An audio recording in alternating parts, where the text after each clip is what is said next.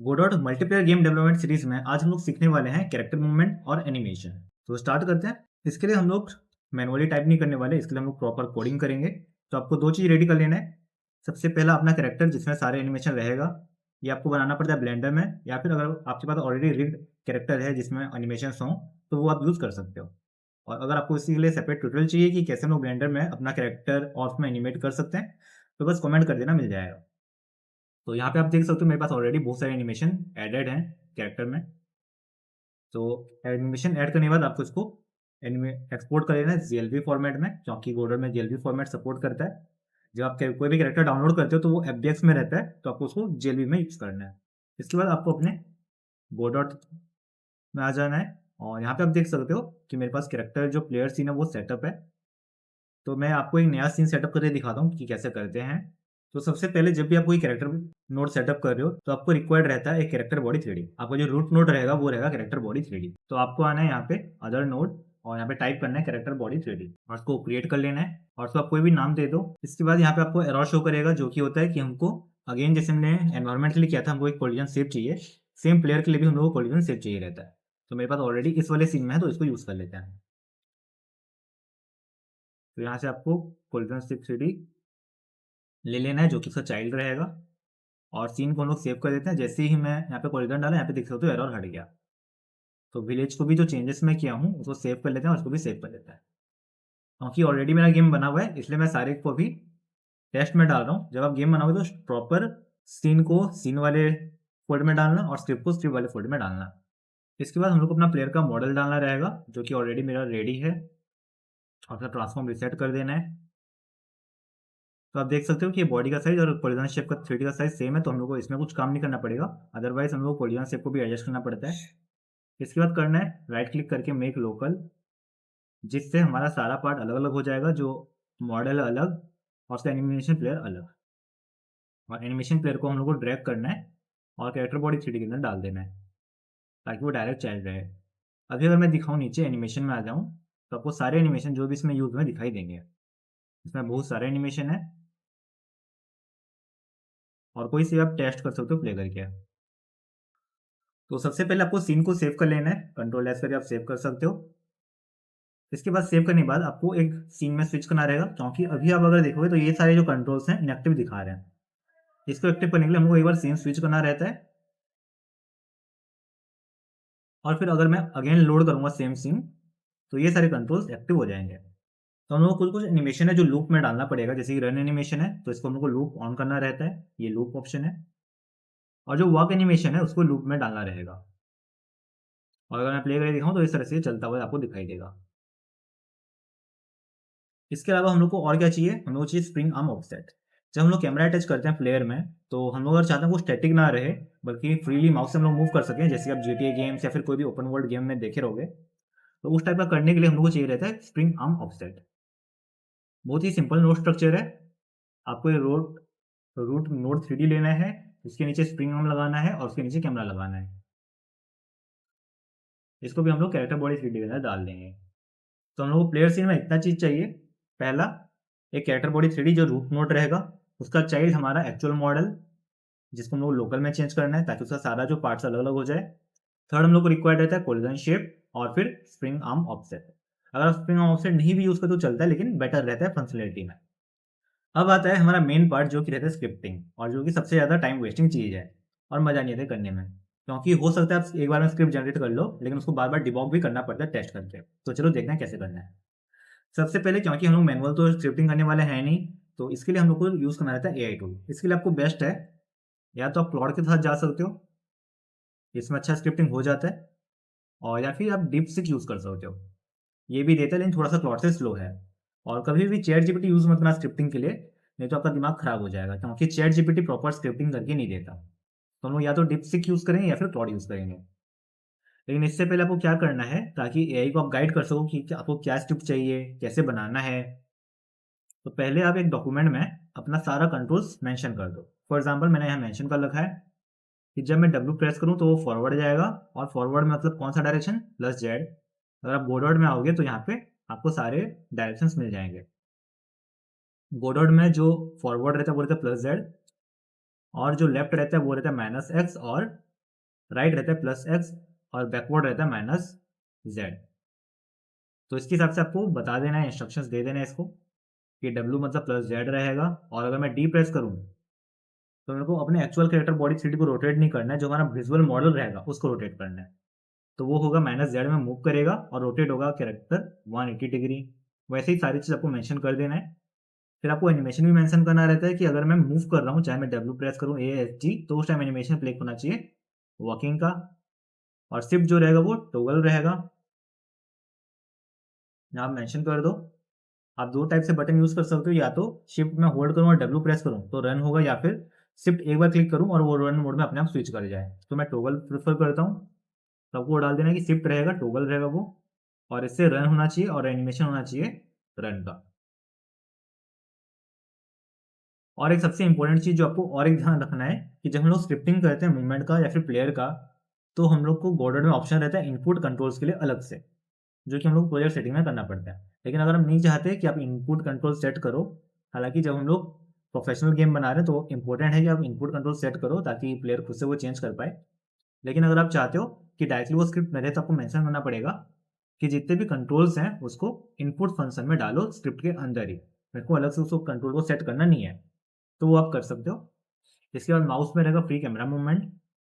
और अगर आप चाहते हो माउस लॉक और अनलॉक हो पाए, मतलब आप जब गेम खेल रहे हो तो माउस नहीं दिखेगा और आप इजीली कंट्रोल कर पाओगे माउस को, तो आप लॉक और अनलॉक सिस्टम डाल सकते हो। जब आपको एग्जिट करना रहेगा तो अनलॉक करना पड़ता है माउस, तो उसके लिए एम स्विच में डाल रखा हूँ जिससे अनलॉक और लॉक दोनों होगा। और कैमरा रोटेशन और डायगोनल मूवमेंट सपोर्ट चाहिए कि अगर मैं डबल प्रेस करता हूँ जैसे W और S, तो वो प्रॉपर्ली रोटेट होना चाहिए 45 डिग्री में, तो उसको बोलते हैं डायगोनल मूवमेंट। इसके बाद आपको जो वैल्यूज़ हैं हार्ड्स उसको सेट करना है कि स्पीड रहेगा, स्पीड मल्टीप्लायर 1 रहेगा, walking speed 0.5, run speed 1, gravity 10, jump velocity 3। ये हम लोग गेम टेस्टिंग के टाइम चेंज करना पड़ता है। पहले आप टेस्ट करके देखो कि इस स्पीड में आपका कैरेक्टर सही लग रहा है या नहीं, उसके बाद उसको चेंज करोगे। इसके बाद ये रहता है internal function move and slide, जिससे वो ग्रेविटी डिटेक्ट करता है ताकि कोलिजन एनेबल हो पाए, मतलब रियलिस्टिक कोलिजन रहेगा, हमारा प्लेयर जो रहेगा मैप में प्रॉपर्ली काम कर सकता है। और स्लोप अप टू 30 डिग्री को चढ़ पाए, मतलब अगर स्लोपिंग या फिर अपवर्ड रीजन है तो ऐसा ना हो कि मेरा प्लेयर स्टक हो गया कहीं पे जाके, वो चढ़ पाए, तो उसके लिए हम लोग को स्लोप डिग्री देना पड़ता है। और फिर और प्रॉपर मूवमेंट और एनिमेशन के लिए, क्योंकि अगर मैं अपना स्क्रिप्ट दिखाऊँ ओरिजिनल जो मैं यूज़ कर रहा हूँ, तो उसमें आपको दिखाई देगा कि मेरा जो एक्चुअल प्लेयर स्क्रिप्ट है वो 317 लाइन्स का है। और अगर मैं इसमें एनिमेशन भी इंक्लूड कर दूँ तो 500 पहुँच जाएगा। तो इसीलिए हम लोग, ताकि प्रॉपर मैनेजमेंट रहे स्क्रिप्ट्स का और मैं प्रॉपर्ली चेंजेस कर सकूँ, हम लोग सारे स्क्रिप्ट्स को सेपरेट रखते हैं। मतलब जो मेरा प्लेयर का मूवमेंट स्क्रिप्ट रहेगा और जो बाकी लॉजिक्स रहेंगे वो अलग स्क्रिप्ट में रहेंगे। इसका जो एनिमेशन रहेगा वो सेपरेट स्क्रिप्ट में रहेगा, जो सिर्फ 37 लाइन्स का फाइल है ये। और मैं जब चाहूँ इसका एनिमेशन चेंज कर सकता हूँ, और अगर एडिशनल एनिमेशन ऐड करना है तो वो भी कर सकता हूँ। और जो मेरा कैमरा मूवमेंट है, फ्री कैमरा मूवमेंट, उसके लिए अलग स्क्रिप्ट है जो कि है स्प्रिंग आर्म 3D। तो ये कैमरा के लिए है।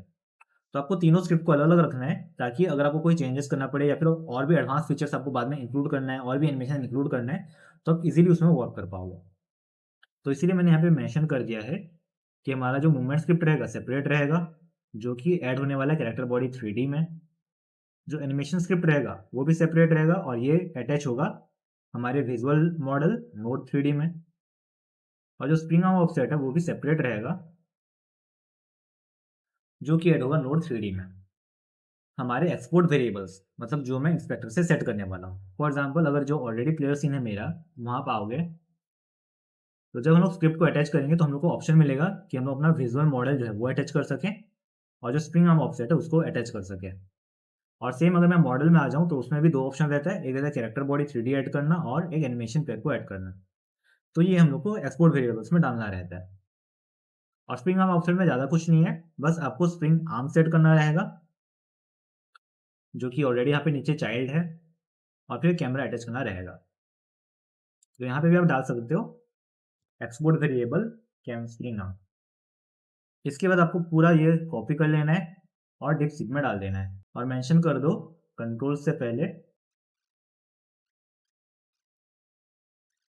प्लॉट में डाल देना है और लिखना है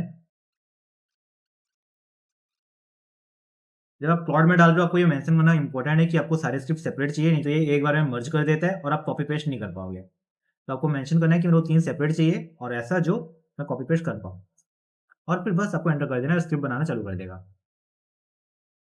तो जैसे मैं बताया, हालांकि मैं मेंशन कर रखा था कि स्क्रिप्ट हम लोग को ज़्यादा इनपुट स्क्रिप्ट में ही चाहिए, लेकिन ये फिर भी प्रोजेक्ट सेटिंग इनपुट मैप में दे दिया। तो अगर ऐसा कुछ होता है तो आपको क्या करना है, बस यहाँ पे मेंशन कर देना है आई वांट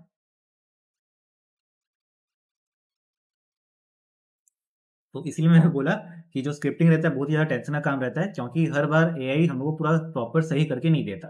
हम लोग को तो बार-बार रिवाइज़ करना पड़ता है, और टेस्टिंग के बाद में अगर कोई-कोई फीचर्स, मान लीजिए मैं डब्ल्यू प्रेस कर रहा हूँ लेकिन वो बैकवर्ड जा रहा है, या फिर रोटेट गलत तरीके से हो रहा है, या फिर अटक जा रहा है, तो वो सारे चेंजेस हम लोग को देखने पड़ते हैं। तो पहले हम लोग को कॉपी करना रहेगा ये प्लेयर स्क्रिप्ट, और इसको हम लोग को ऐड करना रहता है हमारे मेन नोड में। अटैच स्क्रिप्ट करो, और जहाँ आप इसको रखना चाहते हो, जैसे मैं अभी टेक्स्ट में रखना चाहता हूँ, तो हम लोग को क्रिएट करना है और यहाँ पे पेस्ट कर देना है और फिर कर दो सेव। अभी अगर मैं अपने इसमें देखूँ तो आपको दिखाई देगा यहाँ पे 2 ऑप्शन आ गए, स्प्रिंग आर्म का और एक आ गया मॉडल का। तो स्प्रिंग आर्म लेके यहाँ पे स्प्रिंग आर्म ऑफसेट डाल देना है, और यहाँ पे अगेन रॉन्ग कर दिया, जैसे मैंने बताया कि ये नोड 3D होना चाहिए लेकिन ये स्प्रिंग आर्म दे दिया है। तो मेरे को चेक करना रहेगा कहाँ पे रॉन्ग किया है ये। तो उसको मुझे करना रहेगा नोड 3D, और मॉडल को भी करना रहेगा ये माया। फिर हम लोग को माया सेलेक्ट करना है, और सेकंड वाला जो एनिमेशन स्क्रिप्ट है उसको लेना है, और अगेन न्यू स्क्रिप्ट अटैच करना रहेगा, रूट कैरेक्टर असाइन कर दो, और फिर एनिमेशन प्लेयर में एनिमेशन प्लेयर डाल दो। अब आखिरी स्क्रिप्ट बचता है स्प्रिंग आर्म का, तो स्प्रिंग आर्म में आते हैं, और यहाँ पे लेना है कॉपी, अगेन न्यू स्क्रिप्ट। ये सेट होने के बाद हम लोग को क्या करना रहता है, अपने प्लेयर को अपने सीन में डालना है। तो सीन में डालने का 2 तरीका रहता है, या तो हम लोग डायरेक्टली यूज़ कर सकते हैं लोकल करके, या फिर हम लोग इंस्टांसिंग यूज़ कर सकते हैं। तो हम लोग सीखने वाले हैं इंस्टांसिंग, क्योंकि जब आप मल्टीप्लेयर बनाओगे या फिर कोई भी गेम बनाओगे, तो उसमें इंस्टांसिंग जो रहता है सबसे बेस्ट सॉल्यूशन रहता है। अगर हमारे पास मल्टीपल मैप्स हैं जहाँ पे हम लोग को सेम कैरेक्टर यूज़ करना है, तो उस केस में इंस्टांसिंग बेस्ट है। तो क्या करना है, आपको आ जाना है मेन वाले सीन पे, और फिर यहाँ पे लेना रहेगा इंस्टांस, जो लिंक वाला ऑप्शन है, और फिर अपने सीन को जो भी हमने बनाया उसको लिंक कर देना है। तो आपको ये नीचे दिख जाएगा। अब 3D वर्ल्ड में जाके मेरे को सेट करना रहेगा ये प्लेयर कहाँ पे होना चाहिए पोजीशन। तो मुझे ये चाहिए यहाँ। अब इसके बाद हम लोग को सीन को सेव कर देना है। अगर आप चाहो तो एडजस्ट कर सकते हो स्केलिंग, या फिर मैप का स्केलिंग चेंज करना हो, या कैरेक्टर का स्केलिंग चेंज करना हो। और जैसे ही मैंने प्रीवियस वीडियो में बताया था, कभी भी हम लोग प्लेयर का स्केलिंग चेंज नहीं करते, मैप का करते हैं, क्योंकि हम लोग को सेम प्लेयर हर सीन में यूज़ करना है, लेकिन सीन डिफरेंट रहेगा। तो हम लोग प्लेयर को चेंज नहीं करेंगे, अभी टेस्ट के लिए इतना ही छोड़ देते हैं, और फिर आपको करना है रन करेंट सीन। अब अगर आप अपना कंट्रोल चेक करोगे तो आप देख सकते हो कि मेरा जो प्लेयर है वो प्रॉपर्ली फॉरवर्ड जा रहा है, और अगर मैं डबल प्रेस करूँ तो भी सही जा रहा है। लेकिन एक चीज़ गड़बड़ है इसमें, कि मैं अगर फॉरवर्ड प्रेस करूँ तो ये बैकवर्ड जा रहा है, और बैकवर्ड प्रेस करने से फॉरवर्ड जा रहा है। तो हम लोग इसको स्टॉप करते हैं, और डिबॉग में जाके हम लोग को एरर चेक करना रहेगा क्या क्या डिबॉग में प्रॉब्लम आया। तो एक प्रॉब्लम है एनिमेशन नॉट फाउंड रीसेट, और एक प्रॉब्लम है, 2 ही प्रॉब्लम है हमारे पास। तो हम लोग को जाना रहेगा स्क्रिप्ट में और चेक करना रहेगा। तो इसका प्रॉब्लम ये है कि हमारे पास रीसेट एनिमेशन है नहीं, जो कि अपने आप से डाल दिया है। तो हम लोग को चेक करना रहेगा कि मेरा एक्चुअल प्लेयर का एनिमेशन क्या है आइडल के लिए। तो आइडल के लिए मैं जो प्लेयर एनिमेशन रखा हूँ वो ये है आइडल। तो हमको यहाँ पे रीनेम करना रहेगा एनिमेशन को, तब जाके वो प्रॉपर काम करेगा। और फिर जो मैं मॉडल सेट कर रहा हूँ, तो उसमें और एक दिक्कत ये है कि जब गेम स्टार्ट होता है तो इसको ये 180 डिग्री में रोटेट कर दे रहा है। तो वो रोटेशन मेरे को कैंसिल करना पड़ेगा, या तो अपने ट्रांसफॉर्म मोड में से, या फिर मेरे स्क्रिप्ट में से। तो स्क्रिप्ट में पहले देखते हैं कि ये क्यों रोटेट हो रहा है 180। अगर स्क्रिप्ट में नहीं मिला तो हम मैनुअली उसको कर देंगे फिक्स। तो जो भी एरर आ रहा है आपको बार-बार चेक करके उसको डिटेक्ट करके रेक्टिफाई करना पड़ता है। तो जो ऑलरेडी मेरा सेट है वो मैं आपको दिखाता हूँ कि कैसे काम करता है। तो हम लोग अपना नॉर्मल गेम स्टार्ट करते हैं, और मैं यहाँ से ले लेता हूँ सोलो मोड, और सेव्ड गेम ही स्टार्ट कर लेता हूँ। तो यहाँ पे अगर आप देखोगे तो माउस से मैं रोटेट कर सकता हूँ सीन को। अगर हम लोग डब्ल्यू प्रेस करें तो ये आगे जाएगा, और माउस से अगर हम लोग रोटेट करते हैं तो प्रॉपर्ली माउस के हिसाब से रोटेट भी होता है। और शिफ्ट प्रेस करने से रन करेगा, और मैं शिफ्ट क्लिक करके छोड़ दूँ, और शिफ्ट अगेन दबाने से वॉक मोड पे आ जाएगा। और स्पेस में इसका जंप है, और माउस अनलॉक करने के लिए है एम, जिससे माउस अनलॉक हो जाता है, आपको पॉइंटर दिखाई देगा। अगेन माउस एम क्लिक करने से लॉक हो जाता है। तो इस तरह से ये स्क्रिप्ट सेट है। अगर आपको ये वाला स्क्रिप्ट चाहिए, अगर आप अपने गेम में यूज़ करना चाहते हो तो आपको ये मिल सकता है। बस कमेंट कर देना कि आपको स्क्रिप्ट चाहिए या फिर मेरे को इंस्टाग्राम में मैसेज कर देना, मैं आपको सेंड कर दूंगा। और नेक्स्ट वीडियो बहुत ही इंपॉर्टेंट रहने वाला है क्योंकि हम लोग उसमें सीखेंगे मल्टीप्लेयर सेटअप कैसे करते हैं। तो मिस मत करना। अगर चैनल पे नए हो और सीखना चाहते हो गेम डेवलपमेंट कैसे होता है और आप फ्री में कैसे अपना खुद का गेम बना सकते हो, तो चैनल को सब्सक्राइब बिल्कुल कर लेना। वीडियो अच्छा लगा तो लाइक करो, अपने और भी फ्रेंड के साथ इसको शेयर करो। मिलते हैं नेक्स्ट वीडियो में जिसमें हम लोग सीखेंगे how to setup multiplayer in गोडॉट।